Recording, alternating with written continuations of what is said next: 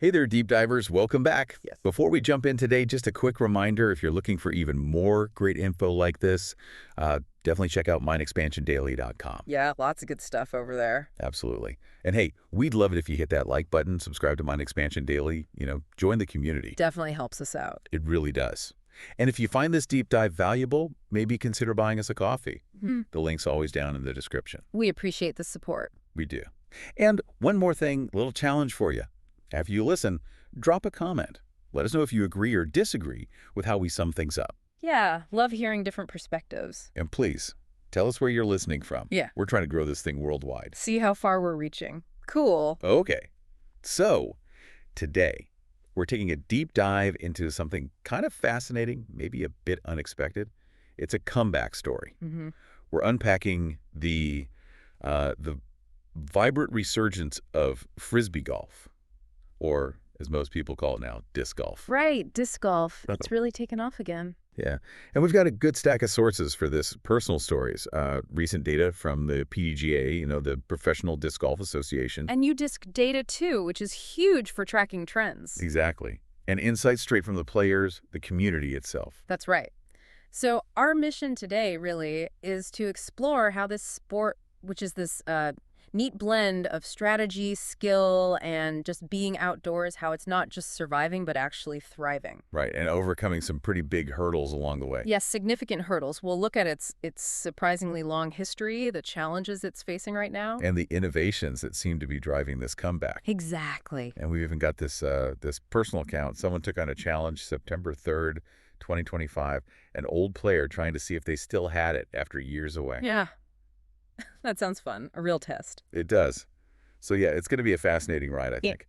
Okay, let's get into it. Let's do it. So when we say disc golf, I mean, it sounds simple, right? Throw a disc, aim for a basket. But clearly there's something more going on. What is it about disc golf that grabs people?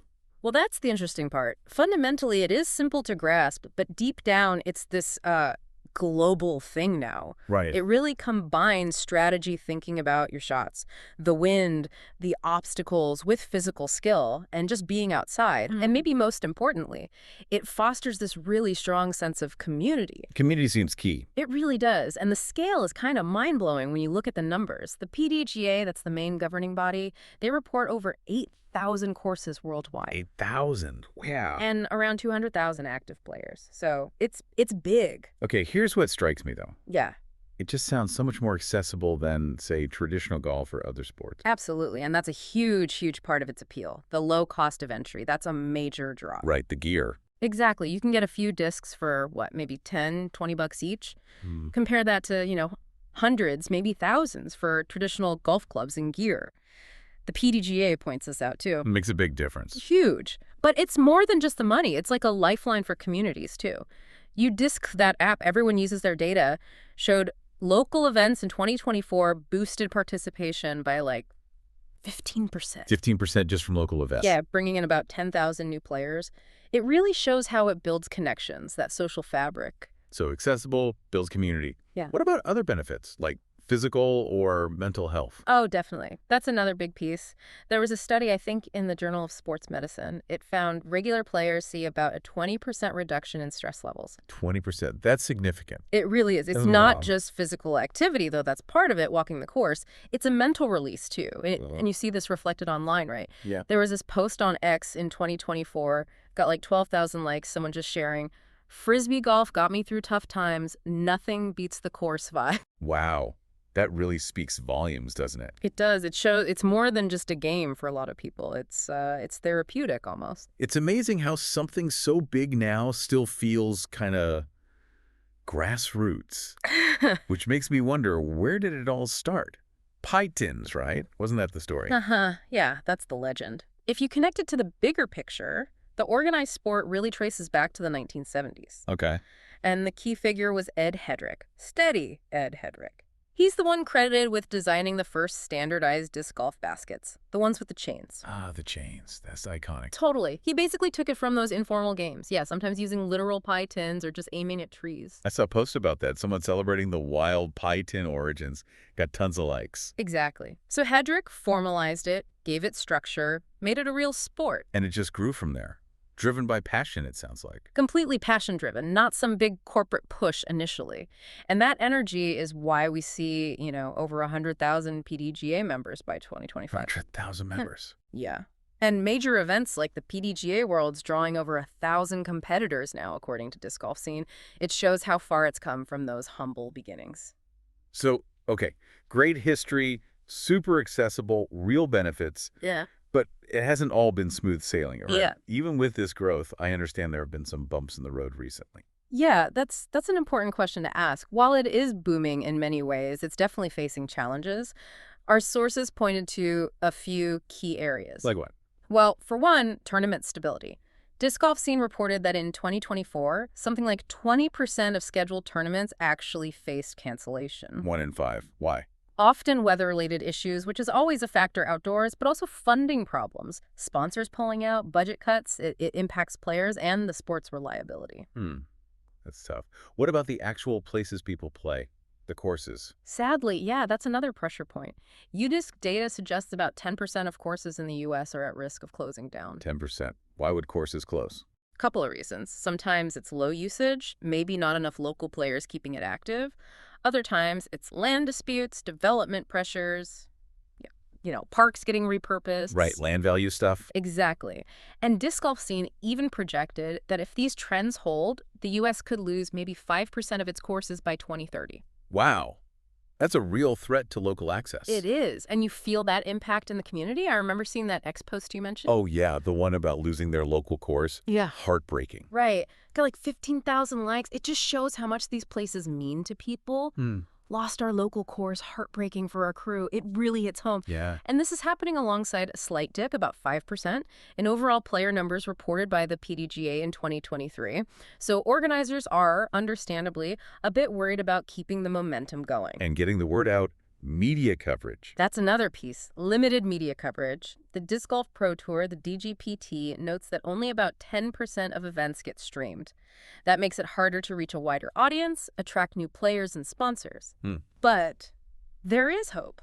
Local efforts like community cleanup days, volunteering to maintain courses. Yeah. Data from Kansas City Disc Golf suggests that boosts course retention by like 30%.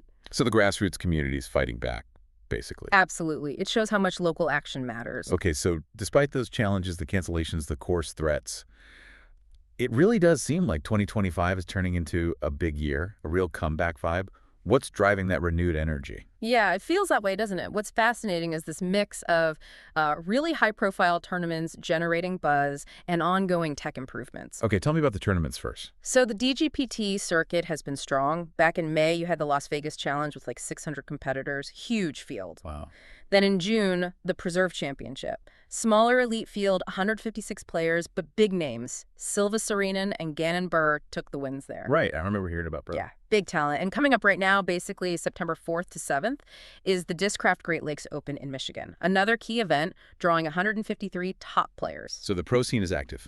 Very active. And these big events really energize the whole community. Plus, you have strong local series, like one in Ottawa called Laramec, that apparently boosts local play by 25%. Nice. It all adds up. You see it online, too, like that X post from 2024 with 18,000 likes, DGPT's best disc golf season yet. People are hyped. That tournament buzz is definitely powerful. Yeah. But you mentioned technology, too. What kind of innovations are making a difference? It's not just the baskets anymore, right? No, definitely not just baskets. The tech side is really pushing things forward. Disc design is a big one. How so? Better plastic. Better aerodynamics, really. New designs from companies like Discraft are claiming distance improvements of around 15% on average. 15% more distance. That's huge for players. It is, and players are noticing. Saw another X post, 2024 again, 20,000 like someone just raving, new discs fly, like magic game changer. Magic discs. Pretty much. Then you have the digital tools. UDisc is the obvious example. Over half the active players use it to track scores, find courses. It just makes the whole experience more engaging, more data-driven. Yeah. Stats make everything more interesting. Totally. And it's not just digital stuff. We're seeing actual physical expansion, too. The PDGA reported 500 new courses opened in 2024. 500 new courses in 1 year. Yeah. And 100 of those were in Europe, showing that international growth. Plus, new courses are often really well designed now, like Black Bear in Minnesota, designed by Kale LaVisca, Hmm. known for being scenic and challenging, draws crowds. So better gear, better tracking, more and better places to play. It all feeds the comeback. Exactly. Makes the sport more appealing on multiple levels. Now, to really get a feel for this, for what keeps people coming back, let's talk about that personal challenge, the one from September 3rd, 2025. Someone trying to get back into it. Right. So picture this. September 3rd, nice day. This person, they hadn't played seriously in years. They go out to a local 9-hole course, probably feeling a mix of excitement and maybe a little nervous. Yeah, wondering if the skills are still there. Totally. And they had a plan, not just flinging discs wildly. They did warm-up putts, aiming for like 10 feet, then mid-range practice, 50 to 100 feet, tried some distance drives, aiming for 200 feet. You can feel back. Exactly. And focusing on the mental side, too, not just the physical throws.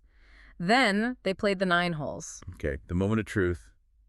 How'd it go? Do they still have it? Land one in the basket, first try. Huh. Well, maybe not quite that dramatic. The first putt apparently wobbled a bit, landed about 8 feet away. Not terrible for being rusty. Okay, respectable start. Mid-range. Definitely needed work. Only about half their shots hit the fairway. Felt rusty, you know? Yeah, that touch can go quickly. And the distance drive, they hit 180 feet, which is okay, but they remembered throwing like 250 feet back in the day, and the wind was a bigger factor than they remembered. Ah, the wind. The great equalizer. Always. But here's the thing.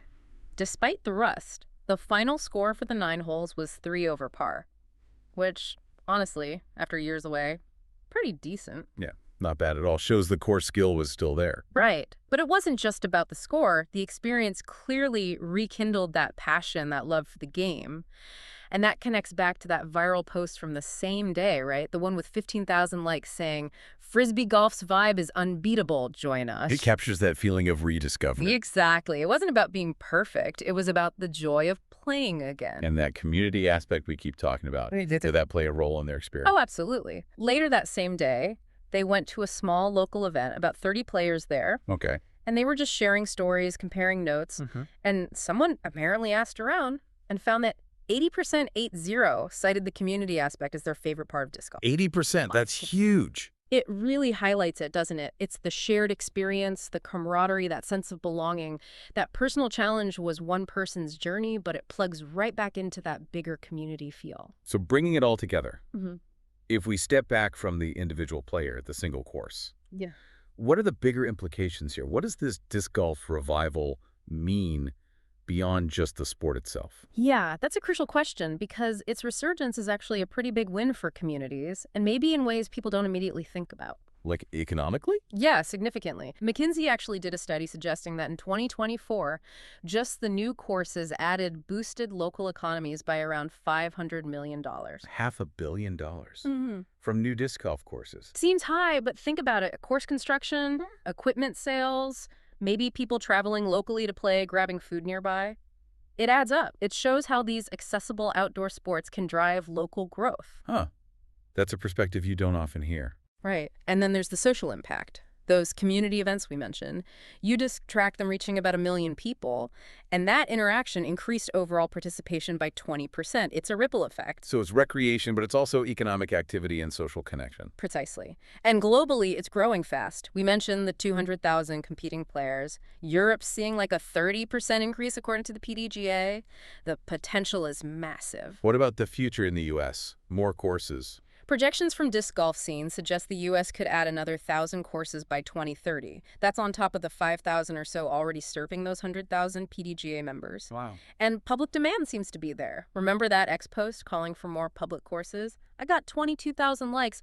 People want this accessible sport in their communities. So it sounds like the key to keeping this momentum going is, well, continuing what's working, supporting the community, embracing the tech. Absolutely. Supporting those local clubs, fostering that grassroots energy that started it all, and continuing to adopt and develop new technologies, better discs, better apps, maybe better streaming for events. Right. Those things together really reinforce what makes disc golf special and will help secure its future, I think. What a journey. Seriously, from throwing pie tins in parks to this global phenomenon with pro tours and $500 million economic impacts, It's Oh, quite the story. it really is. We've seen how disc golf, even facing those hurdles like cancellations and course closures, is making this really vibrant comeback. You've got the excitement of 2025 tournaments, the advanced discs making the game maybe even more fun. And that undeniable community spirit. Exactly. That spirit we saw in the personal challenge shooting 3 over par after years away, but more importantly, rediscovering that joy. It really does offer connection of but healthy activity and just plain fun.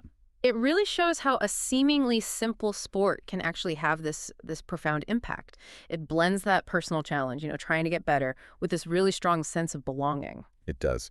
Yeah. So maybe for you listening, the Yeah. question isn't necessarily about disc golf itself, but Yeah. what accessible thing could bring that mix of joy, challenge, and community into your life? Good question. Or hey, maybe it is time to grab a disc. Find a local course, Right. as that post said, right? Disc golf's back, grab a disc and join. Couldn't hurt to try. Definitely. And hey, one last reminder. If you enjoyed this deep dive, please do visit mindexpansiondaily.com for more content. Check it out. Hit like, hit subscribe, maybe buy us that coffee if you feel like link's in the description. Every little bit helps. It does. And let us know what you thought. Agree, disagree, drop a comment. And please, tell us where you're listening from. Let's see how global we can get. Yeah, curious to see the reach. Awesome. Well, until next time, keep exploring.